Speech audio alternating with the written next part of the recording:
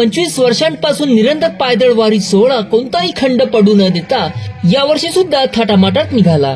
अमरावती जिल्ह्यातील परतवाडा अमरावती मार्गावरील भुगाव हे गाव. या गावातून दरवर्षी श्री संत गजानन महाराज यांच्या प्रकट दिन महोत्सवापूर्वी भव्य पायदळ वारी काढण्यात येते. गावातील लहान सहान महिला, युवती, पुरुष वर्ग, तरुण या पायदळ वारीत उत्स्फूर्ततेने सहभागी होतात. शुक्रवार दिनांक 23 फेब्रुवारी रोजी हनुमान मंदिर येथून या पायदळ वारीची सुरुवात झाली.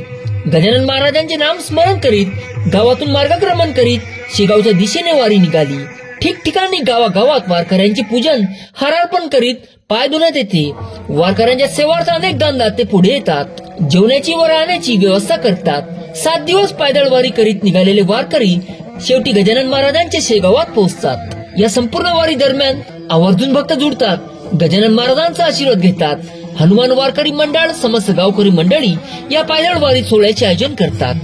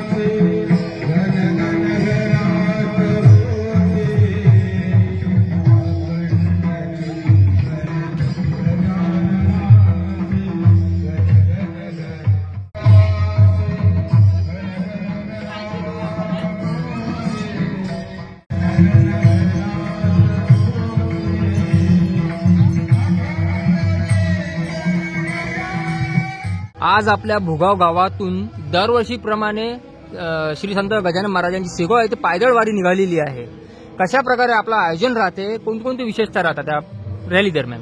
हनुमान वारकरी मंडळ भुगाव येथील सर्व नवयुवक, या गावातील ज्येष्ठ आणि सर्व नागरिकांचा यामध्ये सहभाग असतो आणि गेल्या 25 वर्षापासून हे अशा प्रकारची अविरतपणानं ही वारी चालू आहे आणि तरुणांचा विशेष सहभाग आणि संपूर्ण तालुक्यातील या पंचक्रोशीतील सर्व नागरिक आणि सर्व तरुण या वारीचा आनंद घेत असतात. एकूण किती दिवस लागतील आता तुम्हाला पायदळ निघाले? तुम्हाला आता 7 दिवस लागणार आहे. मग तुमचं राहण्याचा, जेवणाची व्यवस्था कशी होती? आमची आता प्रत्येकाचे मुक्काम ठरलेलं आहे. सकाळी आज रात्रीचं मुक्काम माननीय अजय पाटील टौलारकर साहेब यांच्या शेतामध्ये आहे. त्यानंतर उद्या परवाचं मुक्काम आमचं अंजनगावला आहे. त्यानंतर कारल्याला, त्याच्यानंतर अकोटला असे मुक्कामाचं ठरलेलं असतं आणि नाश्ताचाही वेळ आमचा 9:30 वाजताचा असतो, 9:30-10 वाजताचा आणि 12 वाजताचं जेवण आणि मध्यंतरी 1 तासाची विश्रांती आणि त्यानंतर परत आम्ही आमच्या वारीच्या प्रवासाला सुरुवात करतो. मग येण्याचा परतीचा मार्ग कसा राहतो आपला? परतीचा मार्ग आम्ही आता 29 तारखेला तिथं पोहोचणार आहोत. 29 तारखेला पोहोचल्यानंतर प्रकट दिन असते नाही, प्रकट दिनाच्या 2 दिवस आधी पोहोचणार आहोत आणि महाराजांचं दर्शन झाल्यानंतर मग त्या दिवशीचा मुक्काम आमचा शेगावलाच राहणार आहे आणि आपापल्या वाहनाने त्या दिवशी मग आम्ही 1 तारखेला. असा काय चमत्कार घडला की 25 वर्ष झाले आपण पायदळवारी काढत?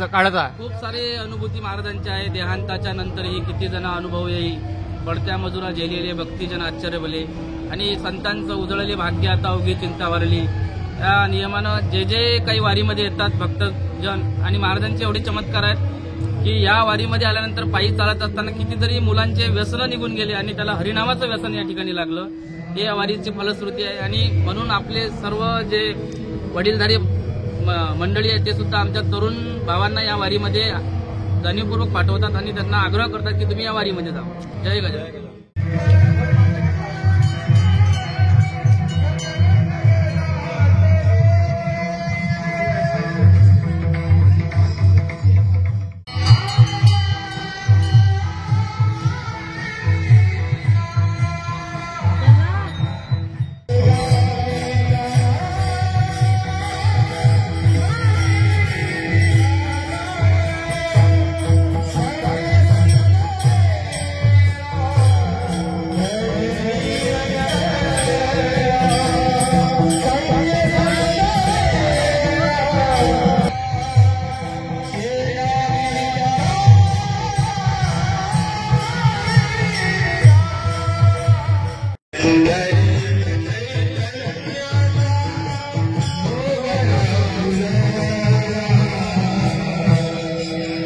हो